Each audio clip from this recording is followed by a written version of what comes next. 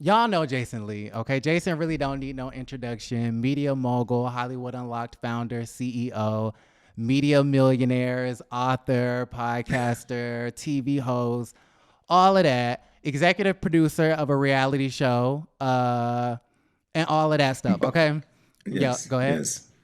yes. So the Bobby, I Love You Per show. Yes, I'm executive producer, and I hosted the reunion. Which, by the way, everybody was mad that I hosted the reunion because they're just like, Jason Lee should never host another reunion. First of all, it's all you bitches who can't even host your own birthday parties because you can't afford to, who had an opinion. Now, the fact is that I was executive producer that hosts my show with Bobby. But what I will say is to my fans who said, please don't do it again, I don't think I'm going to do it anymore because, yesterday I got invited to the White House by the president for a party. And I'm thinking, I'm getting invited to the White House and then I'm over here. I just need to pick a side. I need to pick a side. And I worked too hard to go backwards. And it was a great experience, but I won't host another one, nor will I do a dating show. I mean, yeah, it is a bit ratchet. Like I binged the whole show in like a day, and I was like, wow. And then the reunion was a mess, a complete mess. I'm just trying to figure out how you guys started with that. Like, what was the reason? To be really honest with you, you mean executive producer in the show? Yeah. Well, I love Bobby. I met Bobby in a Miami nightclub, a gay nightclub. When I first got on Love and Hip Hop years ago, back in 2015, I was walking through, I think it was 2015, 2016. I was walking through Twist and I ran into this guy who was over the top, loud and drunk and wild. And it was Bobby. I didn't know who he was at the time. And he was like, work, bitch, work. And then he kissed me. I was like, what the heck? He kissed me on my On the cheek, cheek. but Okay. in a friend way. And I didn't know who he was, but later on when he got casted on Love and Hip Hop, I was like, yo, he was a star before the show. So I've always had this thing with Bobby where I've always had love for him. And we have a really interesting friendship because we're not really public with how close we are, but privately I spend a lot of time with him and I like him. And anytime in Miami, I spend time with him. So when I brought Roland Ray to Zeus Network, because I said, yo, Roland Ray needs to be on TV. He's just funny, he's messy, he's whatever. And I feel like he's doing his thing on social media, but he deserves to do it to entertain people and get a check and get paid for it. And so when I brought him to Zeus Network, I first executive produced the conversation with him and Bobby. Right. They did that. And then Bobby had an idea of looking for love. And then the network came to me and said, hey, why don't we bring Ray into this? And then we came together and produced it. I had a great time, but I really wanted to just learn how to executive produce content for TV. And Zeus has been a great space to do that. And people can say they're ratchet, but black exploitation is something that happens on white networks all day long. So if I'm going to do it, I'm going to do it with a black man. A lot of people don't like the Bobby show, but they tune it in, they share it on social media, and they can't consume enough of it. So It's definitely like I have a love hate relationship with Zeus, because it's just not personally what I like to watch, but there's a space for it, and it's definitely entertaining and it's addicting. yeah, So it is. it is what it But is. but for the record, and I haven't even told this to Zeus yet, I love Zeus. Zeus is one of my best partners. Their advertising program is amazing. They pay on time. They support black events. He's a black creator. He created this platform to give other people of color a platform, regardless of what they're doing on the platform. And they don't tell you to fight. I will say with the Bobby Show, we showed up at 4:30 p.m. and we didn't leave until 5:30 a.m. the next day. So you see Mm. two, three 45-minute episodes that was chopped down of a 13-hour day. And it wasn't like these people showed up because they wanted to tell their stories. They showed up to fight and they did that. Mm. And you could barely wrangle them together. And Claudia was struggling too. I felt so bad for Claudia. The ER is silent. I'm like, not y'all Well, doing Claudia like, and she got on a whole ball gown. And why was they ragging on your outfit? I like the Balenciaga suit. I thought that was cute. but who knew that it was the Balenciaga suit? You knew. Some people say, "Oh, his suit is wrinkled." It's designed that way. It's Balenciaga. Bobby and I went to go looking for suits. I wasn't going to spend $25,000 on a Gucci suit for that, but I did. I saw the Balenciaga suit. It was comfortable, and everybody online was saying I wear too much Balenciaga, so why not wear more? We love it. So are you going to do your own reality TV show? Maybe. Um, I've been approached about doing something, and we're exploring all options. Okay. So it would be maybe something about your life or My love life, my oh. home life, my travel life, my global life, my weight loss life, my mental health struggling life, my entrepreneur life, my messy life, my show life, all that. So, okay, speaking of the podcast, going back to the podcast, what happened to that? I think after 6 years of doing a podcast with co-host, I just was ready to do my own thing. I wanted to level up and go to the next level. I know, Wendy Williams was on her way out in a couple years.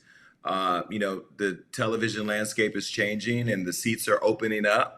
And as you see right now, the people that are putting people in those positions, they're not putting the right people in there. There's talk shows online right now on TV that nobody's watching because they're Mm. not giving the people that they stay entertained. And with digital media, everything has changed on television. So when I started seeing the space of daytime opening up, I think in order for buyers of networks to see you as a talk show host, they need to see you.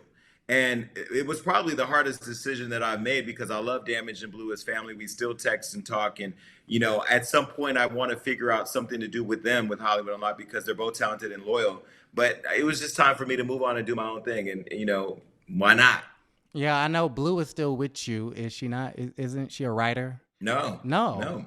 Blue, What? no, I was gonna bring Blue has written some critical think pieces for me, but she hasn't come on as a full-time staff person. I did want her to become the managing editor of Hollywood Unlocked. We just weren't able to figure out the deal.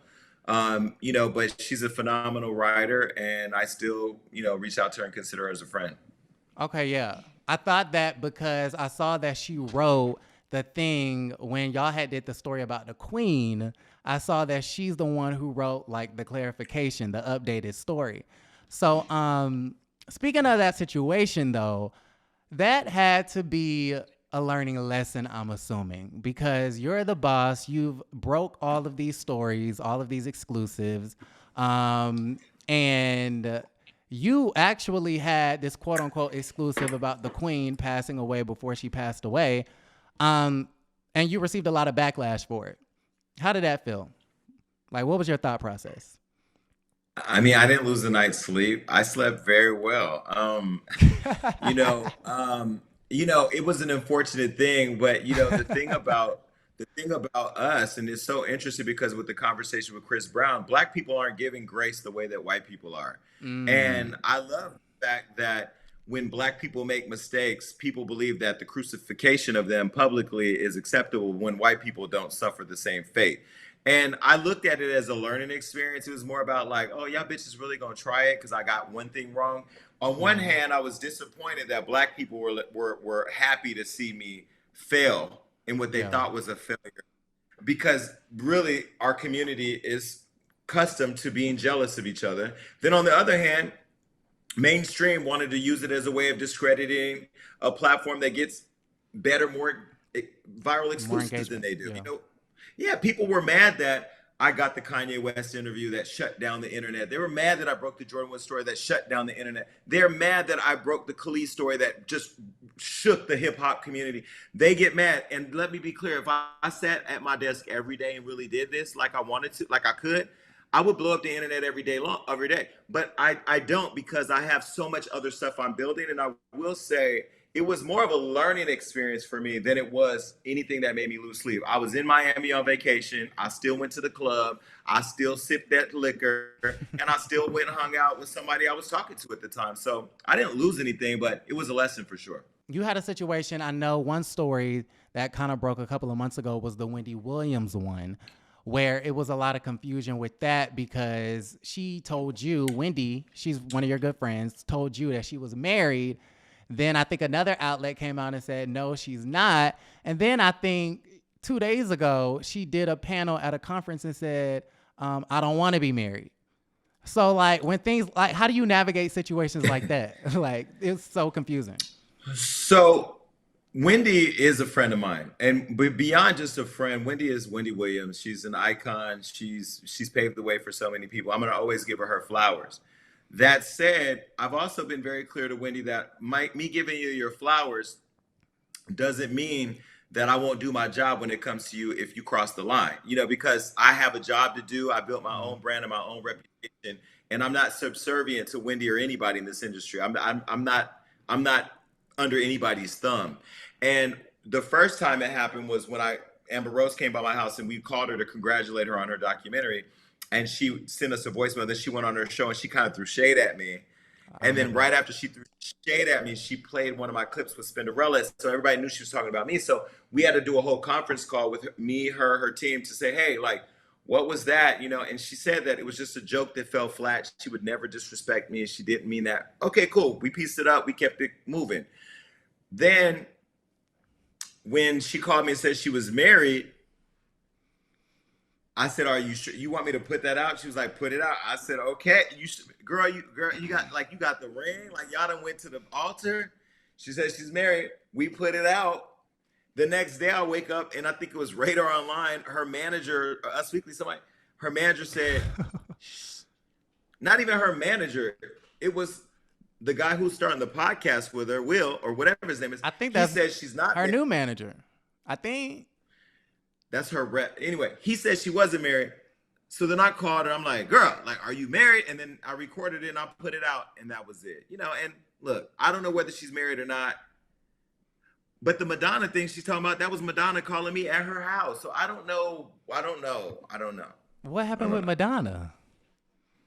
No, she just wants to meet Madonna, and I did call Madonna to ask if they had a relationship, but she knew her, and they don't have a relationship, and I hope she meets Madonna one day. We But did you're not gonna help jokingly say, her. no, we did jokingly say, look, you introduced me to Kelly Ripa, I'll introduce you to Madonna, and that was our agreement. So she's supposed to introduce me to Kelly Ripa, and then I'll introduce her to Madonna. What is it about Kelly Ripa? I just like her. I've always liked Kelly Ripa. Okay, I watch her every day. all right. More than Jennifer Hudson and Sherry. I I know watch you like The Kelly Ripa. View. Okay. First of all, you're being shady. I have a TV here in my office, and I have a TV in my kitchen where I eat breakfast, and I have a TV in my living room. Those are the three places that I'm at all in the morning in my house. When I sit in front of my TV here, we start with Good Morning America, Kelly Ripa, and then The View. It's all on the same channel. It's really about being lazy. I don't want to change the channel. ABC, got you. Disney. I don't watch. I will say Sherry's show has been interesting. My team loves her because downstairs they do watch that show. I've seen a couple episodes, and I think Sherry's killing it. Jennifer Hudson, I think we kind of already got that with Kelly Clarkson. I don't think we need another Kelly Clarkson show. And Jennifer's a great actress, but talking's just not her thing. You trying to meet Kelly Ripa? You know Madonna, Wendy. I know you connected Megan and Cardi years ago.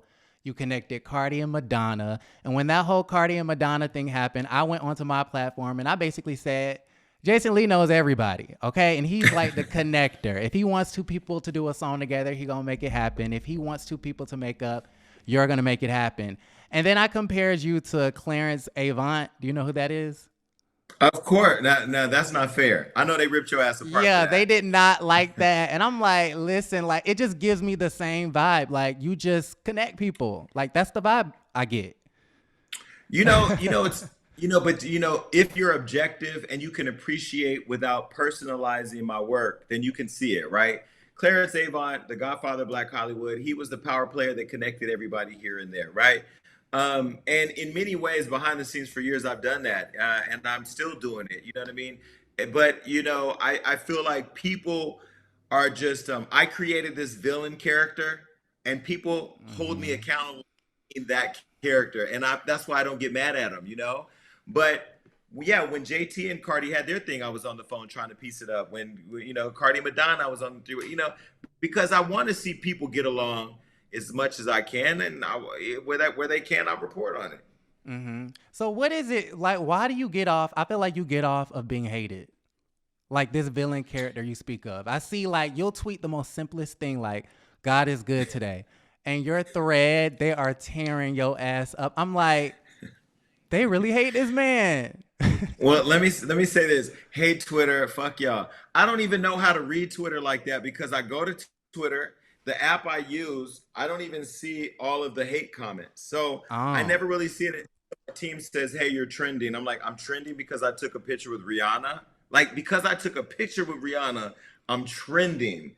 And I don't know where it comes from, but I will say that I do love doing what I do because my job is to get the internet talking. Whether it's good or bad, it doesn't matter. I still win. Yeah, they said you was running away from Rihanna. Was that true? No, Or they no, said she was running away from you.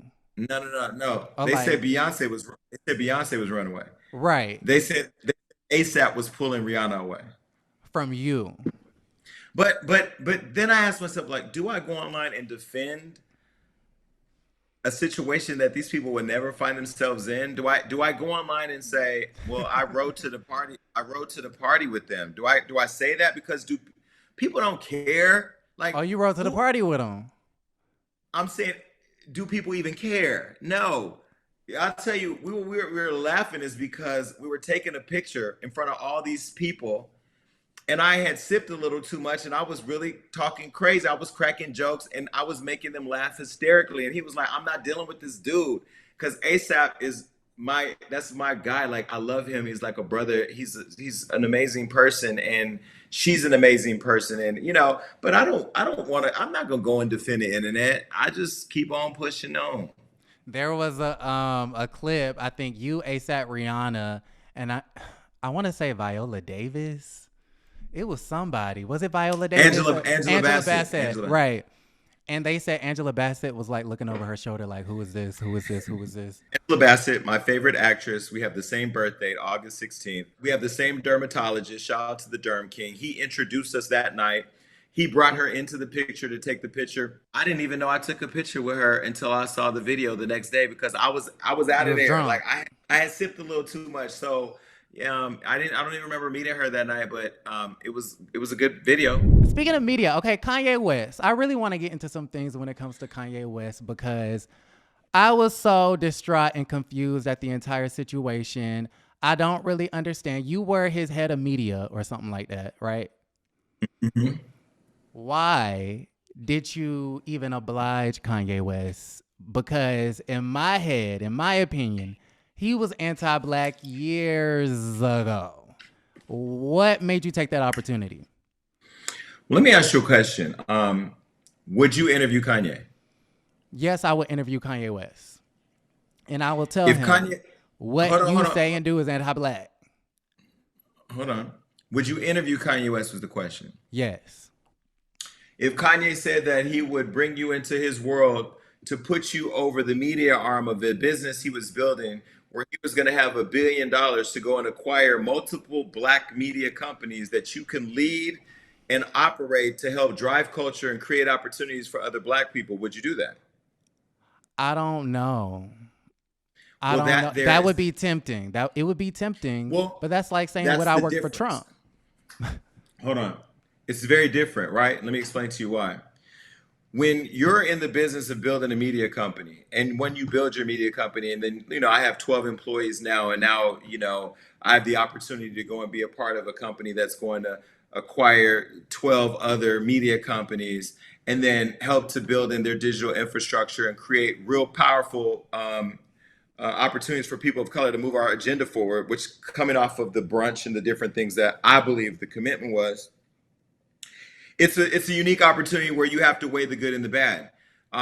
We had conversations about us having fundamental differences of opinion. I believe in a woman's right to choose. He's anti-abortion. I believe, I'm a leader in, being able to express yourself sexually, however that is.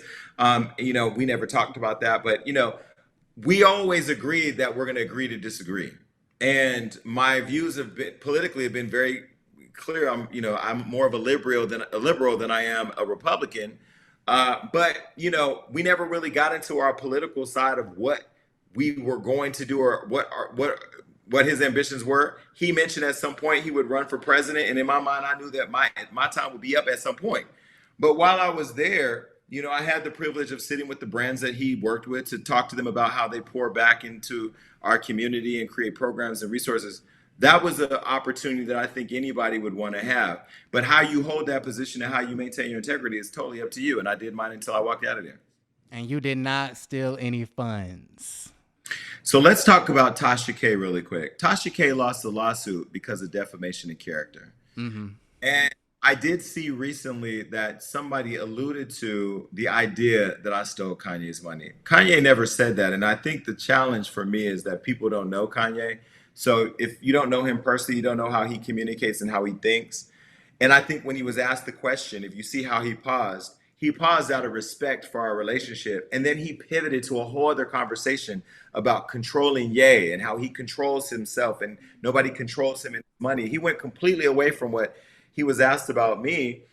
But when I saw folks online saying that, and I went back and investigated where the source is, I told my team, like, let's first investigate if there's a lawsuit here for defamation of character, because you can't go online and say somebody stole Kanye's money, submitted invoices, stole the money, went Bobby Lynn. You can't say all that and then not be able to prove it, because that then is the defamation, right? And so I text Kanye that was a conversation online. He responded saying, "Oh my God, I didn't say that. I didn't mean that. You're one of my favorite people, blah, blah, blah." I put that text message out. So that's already been proven for people who want to pay attention. But look, nobody cares about facts, Aaron. All they care about is clicks and conversation. And that's where people lose everything. So are you sending out cease and desist? Is you suing? Like, what's the update? Well, I just found out that, a lawsuit was filed against me. I think last year we filed a counter lawsuit. We just won 10 of the 12 motions today. And then once we win the other, I'm going to turn around and sue the fuck out of that person. And then, yes, I have told my team that I want them to sue anybody who's defaming my character. You can't go on rants and say anything you want without repercussions. You just can't. And that's for anybody. If you say a statement of fact without being able to prove it, that's when you lose. Okay, so you're on the Grammy board, right? No, I'm a part of I think this interview should have been clearing up the confusion. Yeah. I'm a member of the Recording Academy on the professional side, because my team had submitted to get credentials. They were denied. And then I decided to go ahead and join the Grammys so that way I can be inside and help Black media get access to the Grammys. That's really why I joined. It wasn't to vote. I don't vote on artists. People's favorite artists because people don't like them. It has nothing to do with me and what I'm doing over there. Okay, because I was gonna ask you about Nicki Minaj and why she ain't received no nominations. I know you've been vocal on that. She should have been Um, nominated. I mean, I feel like I've said before, but again, the Barb's never catch that. I've said before she should have won a long time ago. She's talented, but it's more of a popularity contest once you once you get nominated, and if the people don't like you and they don't put your name in the bucket, you don't get your name pulled. I think it's more embarrassing that Glorilla and Lotto are potentially going to have Grammys before Nicki Minaj. Like, that's crazy to me. That's crazy. mm, yeah, true. I think also people are acting like she's never got a nomination before. Like, and it's not like But she's but been. Yeah, go ahead. Nicki Minaj was in the game by herself, For a while. dominating the space for like 10 years. Hmm. You mean to tell me in 10 years she never put out a song that was worthy of winning? I just think that, people just haven't liked her. And it's sad, but it's more of a testament of who she is as a person. And she has to change that. I can't change. Maybe she'll get a lifetime achievement award like in 30 years or something. I don't know. Did y'all have some sort of a falling out? Or did y'all ever have a relationship? I don't talk about Nicki Minaj. I'm over that. I'm over that chapter of my life What? because let me tell you why. Because these type of conversations and interviews keep the fans going, which keeps her believing that there's a beef. I have no beef with Nicki Minaj. We both are over that. I wish her the best. And in fact, let's just move on to something else. Cardi B then.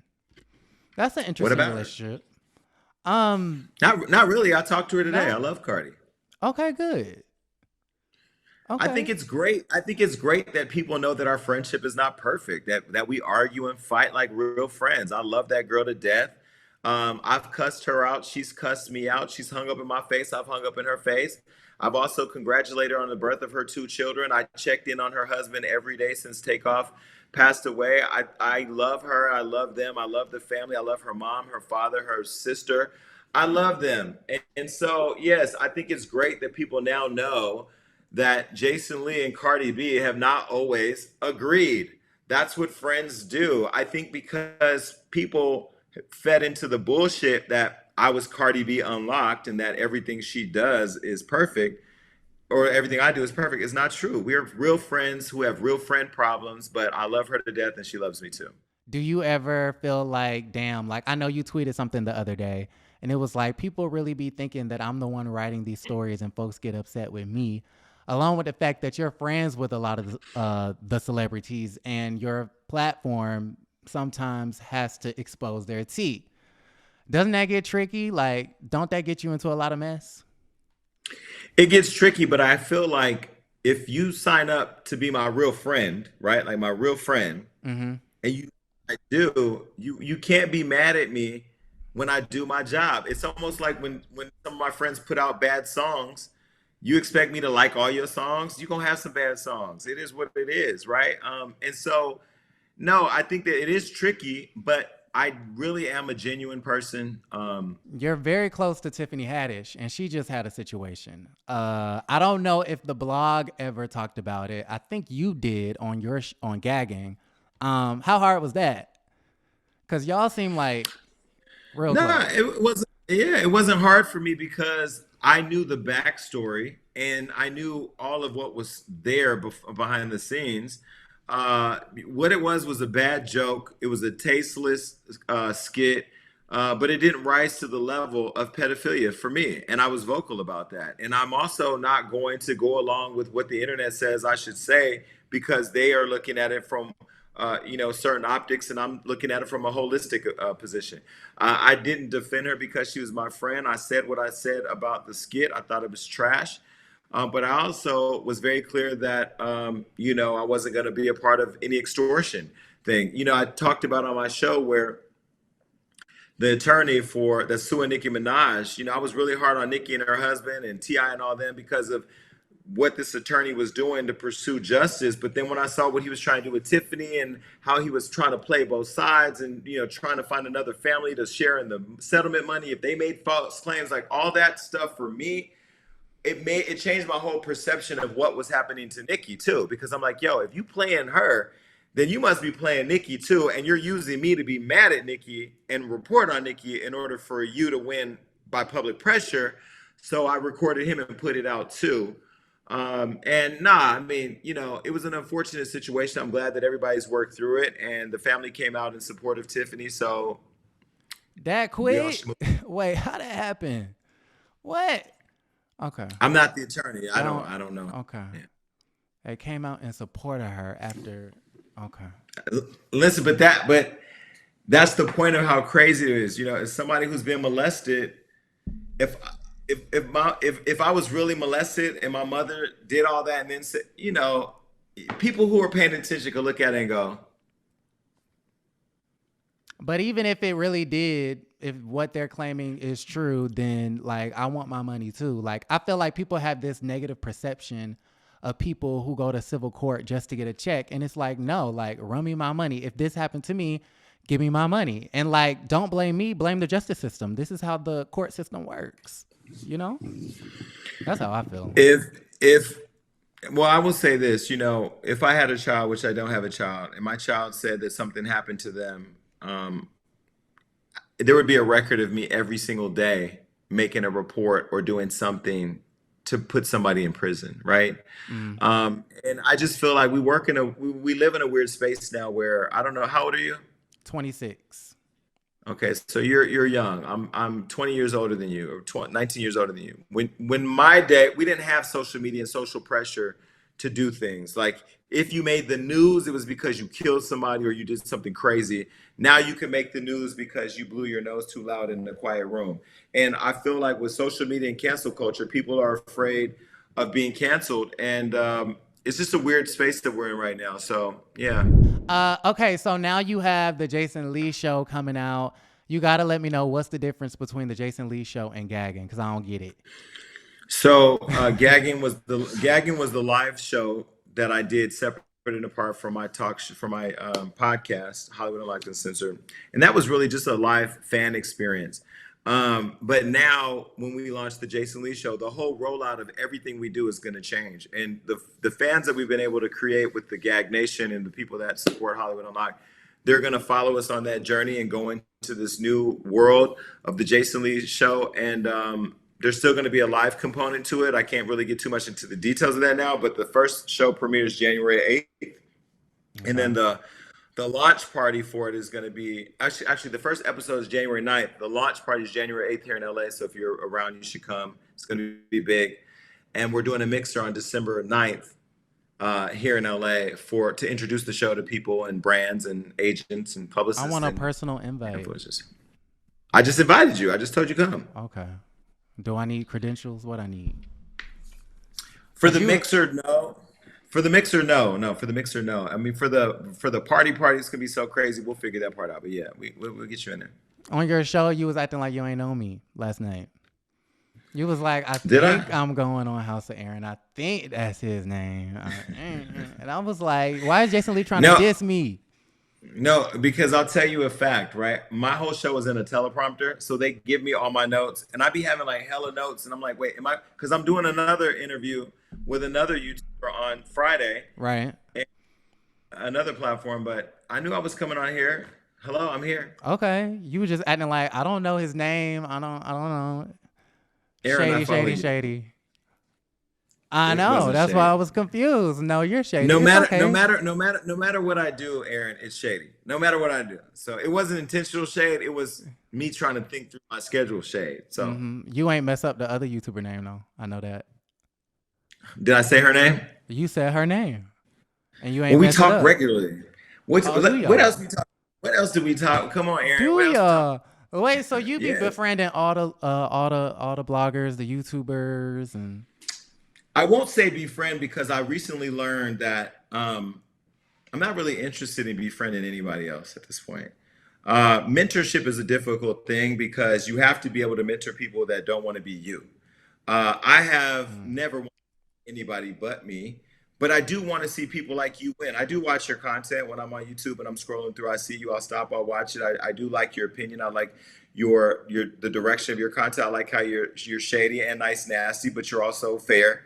And the thing I learned a long time ago is being nasty is cool, but you got to be able to force security because this is a different world that we live in nowadays. You can do shit and it be months before something happened to you and you not even know what happened. It's just something that I learned, and that's why I invest a lot in my own personal security. But I'm also transitioning out of that space where I got to trash somebody and just be more blunted and just have a high opinion about things. As far as the YouTubers, Lovely T, I like Lovely T. There's a whole bunch of YouTubers that I think are really good. Even Mouth. I think it's Mouth TV. Is it Mouth or something like that? No clue. Anyway, they be talking their shit, but they talk about me, but sometimes they're not talking about me. I like content creation, good or bad, whether you love me or don't love me, whether both your eyes look straight or you cockeyed and you look in every direction at the same time. I like everybody. But okay, so now when they come out, when they do a video on you, don't be acting like, did I do that? Did I say that? Well, let me say this because I know that Loch Ness Monster go and do a video. You got to learn something. In my courses, I talk about leveraging your enemies, and I also talk about creative marketing. Do you understand? Okay, let me just do this. Let me calm down because I know people are like, oh my God, he's being messy. Let me just start over as an educator. Nah, keep going. They say that it takes $64 to get one download to an app in terms of marketing.